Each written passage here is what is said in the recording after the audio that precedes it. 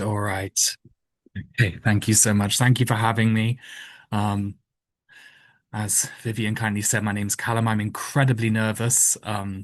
I'm still a very new teacher, and so this is not something that I'm really very used to. I don't normally like to preface things, but it's been the term from hell, and so it's interesting to present this when it's not quite up to the level of um, finished I would have liked. I only had two lessons to sort of work on this. I was supposed to present this in summer, and then someone threw a rock at my face, so I wasn't able to. So this is take two. I'm here out of sheer sort of ignorant stubbornness. So hopefully it goes okay. Um, so we've all been there. We ask a question and we're met with silence and terrified faces, probably much like my face now. Um, Teaching in Japan, this is very, very well documented. Teachers often experience students' reluctance to participate in classroom activities. Um, there's lots of research showing that the causes that this might have in a Japanese cultural context, and I didn't really want to retread that, but this was something that I experienced extensively in my classroom with two classes in particular, and so it was something I wanted to look at. Um, Causes that have already been discussed very widely, from things like shame, that famous phrase, the nail that stands out gets hammered down, fear of making mistakes, and culture within pedagogy in general. This has been changing, and there's been lots and lots of efforts to rectify this across the education system and from MEXT as well. And yet, it feels that in a lot of contexts, at least in the ones that I work in, we're not fully seeing the results of this yet. We're working with restricted syllabi often, which limits the work we can do to maximize speaking time. And so we really need to make the most of it and get students talking wherever we can. Like I said, I only had two 100-minute lessons to really focus on this with my students and break them out of their habits, as it were. And of course, silence in response to a question is seldom an appropriate response in English communication, whereas in Japanese it might be more common. Silence can feel a little bit more, both more and less pregnant in English, as it's so often avoided. So when it does occur, we really feel that something is being said or that someone is disagreeing. Um, Messages communicated through silence can differ greatly between cultures. And that was something that I was trying to build my students' awareness of the fact that we really do like to avoid silence in English if at all possible. And of course, giving opinions readily is expected in Western education, whereas it can sometimes be considered inappropriate in particularly East Asian educational contexts. So my own context, I teach English major EMI, English medium instruction, speaking and listening, with really highly motivated classes of 22 to 24 students.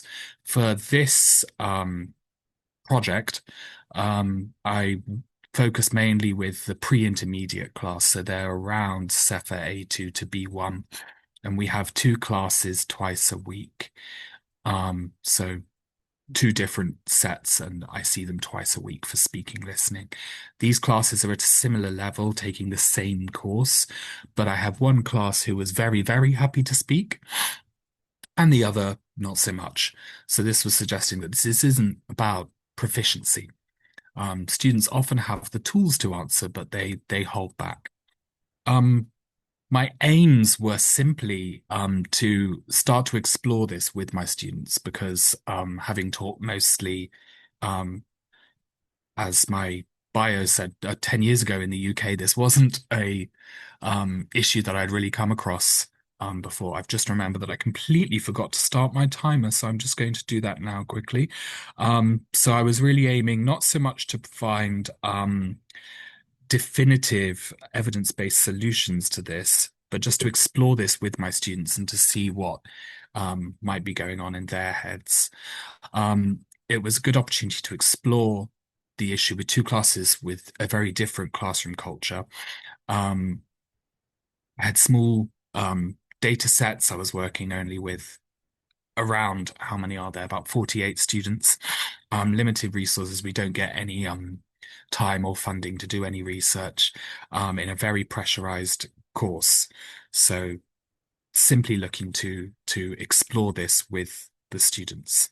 And I'm hoping to share today what they said and to try and summarize their um, insight into what was going on for them.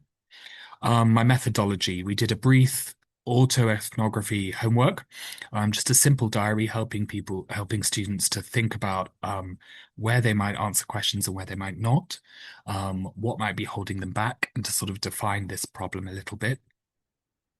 I then used the responses from that homework to create a sort of menu of several different scenario to trial in a classroom activity. I've called it a workshop, but it wasn't really that extensive. Um, and I used student responses to that in that activity to build a few questionnaires. I then ran some trial interventions based on input from students so far. So that was the homework, the classroom workshop, and the questionnaires. And then at the end, I reran the questionnaire with a few added questions on the interventions that we had trialed together. Students were given the option not to participate at every stage. This did lead to some variation in results. Students dropped out over the course of the study, or dropped in and dropped out. I think it depended on how stressed they were with exams at the time. And alternative activities were given to students who did not want to participate so that they'd have something to do and they didn't feel compelled to do it just because they'd be sat there in silence. Students were given the option to participate to aid their own ideas, but for their answers to then not be used in this study, so they could take part, but I wouldn't be using their ideas. Everything was anonymized, and they were given the opportunity to ask questions about this research. I, of course, also was careful to explain that none of this counts towards their final grades. And so the autoethnography, this was a little bit just a flavor of what they had to say about answering questions, both in the contexts of speaking with peers to each other and speaking in classroom plenary. Students were encouraged to just write how they felt without judging the results. Um, I could have done with a little bit more unpacking that with them to make sure that they were able to sort of distance themselves from their feelings. I did ask them to be honest, but they could write in English or in Japanese. All instruction and questions, however, were in English because my Japanese is just shocking. So I didn't think that it was worth muddying the waters any further to even try. Um, and luckily, I was able to get some helpful friends to translate their responses. So here are some of what they said. They had responses ranging from class atmosphere, level of comprehension. A lot of students who got very nervous in front of classmates and who found it hard to answer when they weren't absolutely sure. So there was a lot of fear of uncertainty. um, a few ideas about phrasing their ideas and expressing themselves carefully in English and not having enough time to think that through before they can give an answer. Some students found it harder to answer the question when they were talking just with a partner, as opposed to talking in a group or even talking in plenary, which was an interesting response I didn't expect. I should say all of these responses I copied straight from the questionnaires. They all answered in English on this one. Um, some found it easier to answer with friends. Some found it harder because they're with friends that know their English ability and who they've worked together before, and so they feel self-conscious. Um, there was a lot of students who felt that answering in front of others who they perceived had uh, better English, higher level English than themselves. They found that very difficult. Um, there was some issues which confirm previous findings. I'll go into that around turn taking and when it's appropriate to put your hand up and not feel that you're taking a chance away from other classmates or other students. Um, there were some issues around groupthink and trying to sort of predict what the group might answer to the detriment of the correct answer. Um, lots of students, I thought it was interesting, actually preferred to answer to me directly. So it seemed to feel that actually students had more of a problem about being almost on stage and answering um, in front of a group or to a small group or to a partner, and that person judging their English rather than talking to me and the teacher judging their English. Um, Lots of fears of just making mistakes and some comments about classroom atmosphere.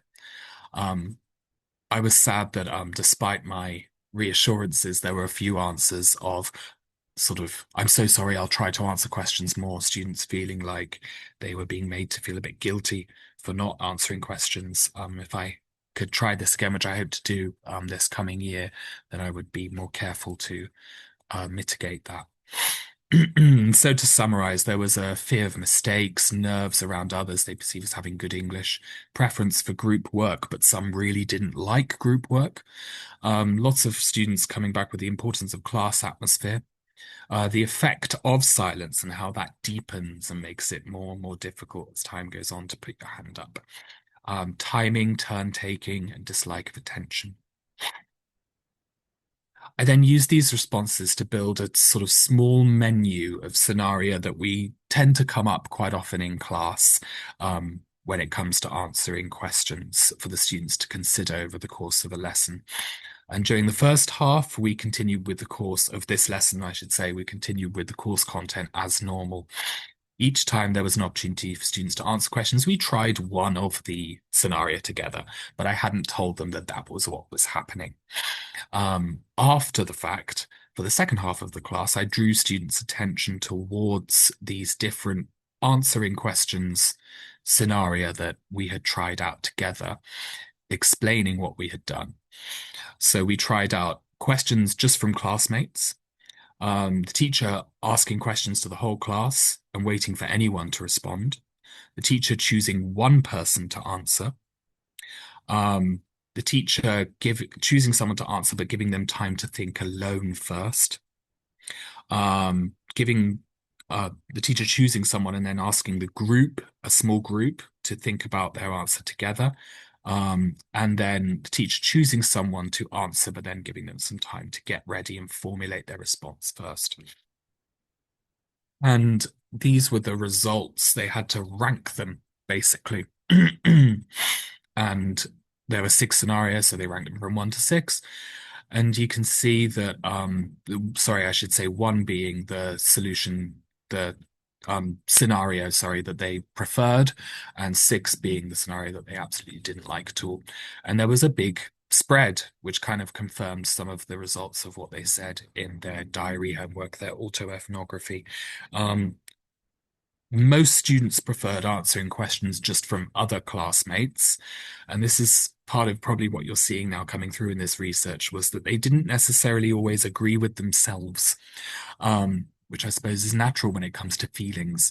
Um, there were some very mixed feelings about being chosen to answer, but students definitely preferred having time to get ready and to think before they gave an answer. Of course, that's not always possible when we're thinking about real world situations in which students might need to answer a question.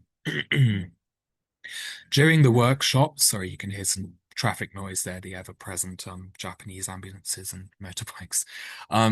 During the workshop, students had the opportunity to think of some extra scenario that they wanted to share, and to tell me whether those were easier or harder. And this is some of what they said.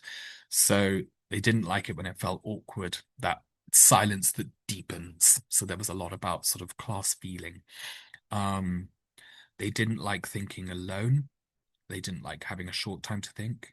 Um, and an interesting one for me was when the class mood is bad, because actually, it's quite hard to tell sometimes when the class mood is bad, particularly with the quieter class.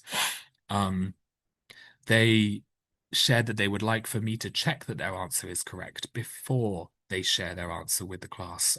That might be something I'd like to trial this coming term. And why? Why did they feel this way? Why did they make these choices? So here's some of what they said. Some ideas about feeling nervous. They didn't like finding partners.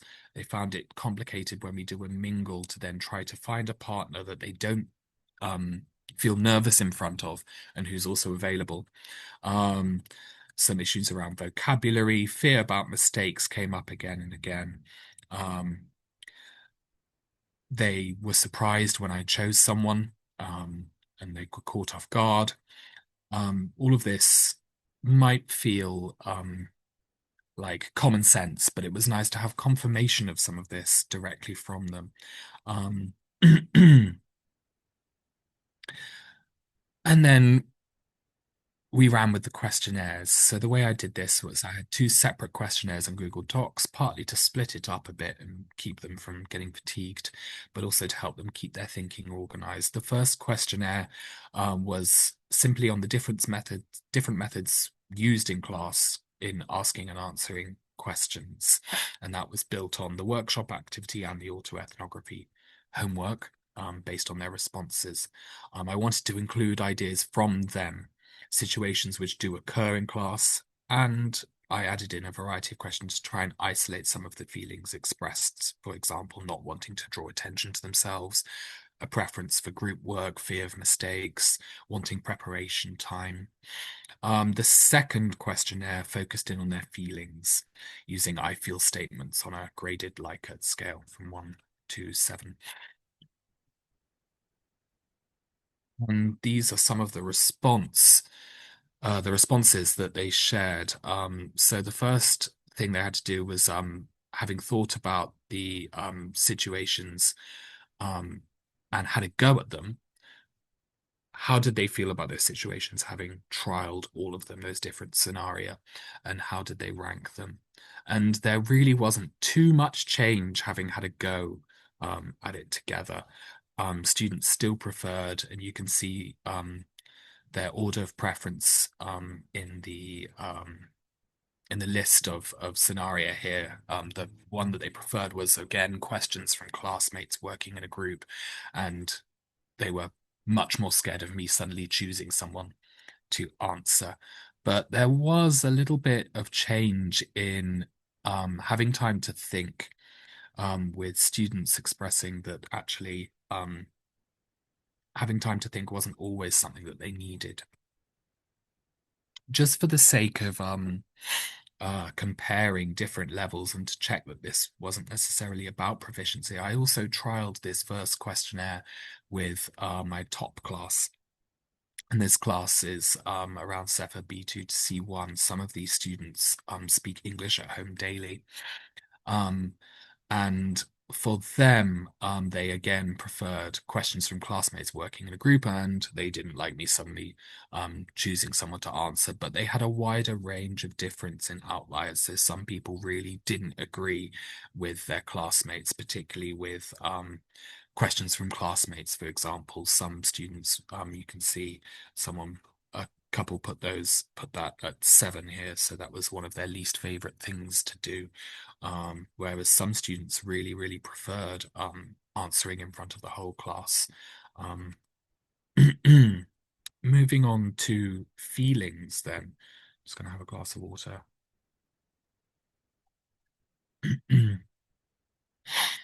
um, there was there was a lot of feelings, and I tried to summarize some of the responses basically. So I sort of channeled some of what they said into different categories.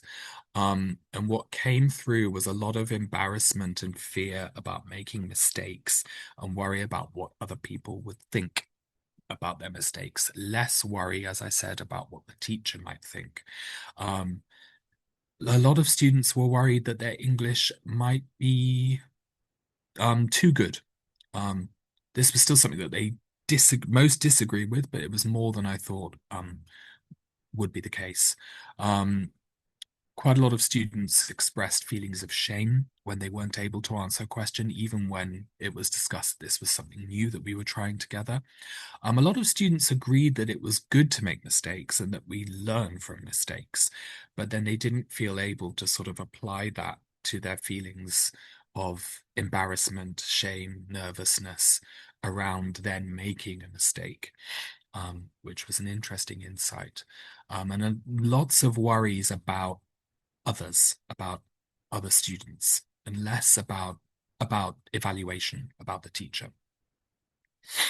So based on that data so far, I put together just a few initial trial interventions. And as I said, I had two lessons to do this. So the aim was not to evidence the efficacy of, really extensively trialed interventions that I'd really sort of researched for months and months beforehand, or to provide any conclusive data. This was simply to trial some options which might help this specific cohort of students, which might be candidates for research maybe this coming year. We'll see how much time I have. The idea was more to just get their input and see what was going on for them. There were, again, lots of different feelings expressed around making mistakes. So making mistakes was the second autoethnography that they had to do. I made a word cloud. Sorry, word cloud doesn't like apostrophes. And it was unpacking a little bit. How do they feel when they're making mistakes? And what are some of the causes of that? There was a lot of feelings of when other people make mistakes, feeling a lot of don't mind, don't worry. Um, I make mistakes too, me too. But then you can see also coming through when we shift the focus to when I make a mistake, feelings of shame, embarrassment, scared, worried. And some students did share that they felt Japanese culture, or some talked about the Japanese education system was part of the cause for that. So, as I said, the aim was to learn a bit more about students' emotions around making mistakes and to shape their thinking around mistakes and to challenge some of their preconceived ideas around making mistakes. So the first three questions investigate their feelings. How do you feel about making mistakes? What made you feel this way? What might people say or think if you made a mistake? Has this happened to you? So that's starting to challenge their fears. Has this actually happened and how did you feel? Um, Again, I sort of summarized some of their free text answers here, but a lot of worry about mistakes, a lot of emotions, a lot of shame, a lot of fear, a lot of embarrassment. Um, but there were already some positive emotions around building confidence and learning from mistakes. Several students mentioned their culture at school. They mentioned Japanese culture still. They mentioned comparing themselves to others. Um, they mentioned concern for others making mistakes, um, and empathizing with them, but not able to apply that empathy to themselves. And they mentioned really monitoring other people's facial expressions whilst they gave an answer.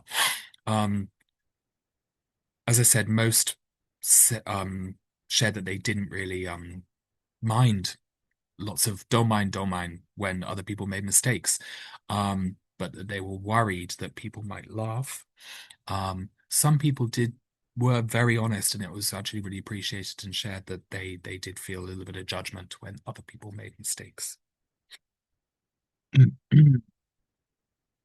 When asked about why they think what they think when people make mistakes and why, um, almost all of them said that they really didn't mind. We started to unpack together that making mistakes in class is a good learning opportunity for everyone. Um, Drawing attention to when we have plenary feedback and we start to unpack some of the mistakes and errors that have happened during class discussion. We thought about are there any good mistakes? Can mistakes be helpful? So that was building on that. And this is where the questionnaire started to move into starting to shape their thinking about making mistakes. I'm running out of time, so I'm rushing through a little bit now. I apologize. Um, so, um, the last question tried to sort of unpack those fears a little bit and ask them, okay, if they're catastrophizing making a mistake and they're really worried, what is the worst case scenario that could happen if they make a mistake? Why are they feeling worried about answering questions and making mistakes? And how likely is it that their worst fears might actually happen? And um, a lot of people said people laughing. Some people said abuse. They were worried that they would receive abuse from other classmates or maybe even me. That was 20%. We then talked about some of these ideas in class and made sure that we sort of explored them. And there was a lot of reassurance from class members that none of these situations would ever happen. A lot of them were worried about silence. So it was almost like silence compounding upon silence, silence in response to a mistake and silence building due to the fear of making a mistake. Some simply shared the worst mistake they felt they'd made, which was enlightening and not something that I'd asked them for. Um, I then asked them, are there any good things that could happen if we make a mistake in class? And from 0 to 100, how possible is this? Learning from it, lots of high probabilities there. Lots of students felt that others would help. Um, Lots of students felt that other students would clap if they made a mistake. Funny enough, they haven't done that, so I don't know where that came from. Perhaps someone can tell me on the call. And lots of feelings that actually others won't mind. And then we had in this class, is it easy or hard to make mistakes and why? And I split them up into sort of reasons why they felt it easy and reasons why they felt it was harder. Um, and some of this was, oh gosh, sorry, I really am running out of time, aren't I? Um, Friendly, kind You're the atmosphere. last one, so you have a little bit more wiggle room That's kind moving of, forward. yeah, sorry. But not wanting attention, lots about class mood and atmosphere. Um, some of them misunderstood the question and felt that it was easy to make a mistake because they didn't understand me. Um, they were then encouraged to keep a mistakes diary over the next few days. So here's what they liked in order. They liked thinking together in a group. They liked sitting with friends. Sorry, I should say these are the other interventions that we trialed together over the coming weeks following the first workshop we did together. Um, they liked sitting together with people who had a similar level of English because they felt that they weren't being judged by peers who had better English than them. They really didn't mind answering privately to me if the class wasn't watching. They really weren't scared of talking to me one on one, even though it took them some time, sometimes out of um, trying to formulate an answer in English. We tried naming 6 people who were the people who who were going to answer questions that day, and then letting them get ready. They did not like that. Later on, we tried naming 6 people the lesson before, and so they knew going into that class that they were going to be the people that were going to answer questions that day, and they felt better about that. Um, we, as I've gone into quite extensive detail about, we thought about mistakes together, and they didn't really like that. They didn't like reflecting on their own feelings about mistakes. They felt that it didn't mean anything. Um, and we've tried later activities together, and actually it seems that they're starting to feel the benefit from that. We tried getting feedback from other students with regards to their performance, and they find that very uncomfortable. I'm trialing peer feedback during speaking tasks and presentations. I use that to sort of get their feelings on that. And we also tried giving wrong answers only, simply to desensitize them into giving incorrect answers. They didn't like it. They said it made them feel sad and ashamed. They felt it was meaningless and embarrassing. Um, so that was interesting. I think I'm going to try that again and unpack again with them precisely why we would be doing that. I then ran the I feel statements questionnaire again, and there was a little bit of change. So these, I hope you can see my mouse, these areas that they found are much more difficult. There's sort of things that they agreed with. They changed a little bit. So students felt a little bit less ashamed. Um, they More students agreed with the fact that making mistakes actually does help them. And if we go down to the bottom of the scale, more students, I should say, felt embarrassed if other people made a mistake. Um, Less students felt embarrassed. if their English was too good. So there was some interesting sort of consequences of conducting this study. Um, I'll just quickly unpack that then, and then we'll close. Sorry for the time. There was a little bit less shame of not being able to answer questions, both from the students and from me. Students felt more self-conscious, it seems. So that was an unintended consequence of this experiment, perhaps because by conducting the study, we had drawn everyone's attention to the issue. Students felt a bit less nervous around, um, sorry, um, around others whose English they perceive as better than their own. Mixed feelings about answering questions from classmates, but still worrying about what they might think. They saw more value in making mistakes. What I found most useful, simply in terms of more students responding, was thinking in a group, thinking with a partner, answering privately with me one to one. They did not mind that at all. A lot of micro teaching with small groups. And something that I didn't measure was just putting in place some class bonding and culture intervention activities. So things like celebrations and stuff like that, mini parties. Here are some of their own thoughts and their own words about the changes that they felt from trying out these different interventions. I'm not going to go into them because we don't really have time. Um, It confirmed a lot of previous research, the value of silence anxiety, preference against open-ended and spontaneous questions directed at individuals, problems with term taking and peer pressure, um, and the importance of creating community and friendship within the classroom. But possibly what's new is that there was a real fear of judgment and rejection from peers, as opposed to judgment from the teacher. There was a fear of classroom plenary, and I really felt that that plays a larger role than some suggest, with more students more than happy to answer one-on-one, and quite a lot of them, as I said, happy in small groups. Some weren't. Um, there was a gradual desensitizing to the anxiety surrounding answering questions, and that was really helpful. And encouraging students to think about making mistakes positively, couching this in terms of the benefits that they could receive, was really, really helpful. Um, Limitations. If I could do this again, I would do it completely differently. But there was quite a lot of these. I would love to be able to select better questions, better interventions, to have more time to think about that, and to trial the interventions over a much longer space of time. Um, because students sort of dropped in and out of the research, some data sets weren't fully comparable. There's some more.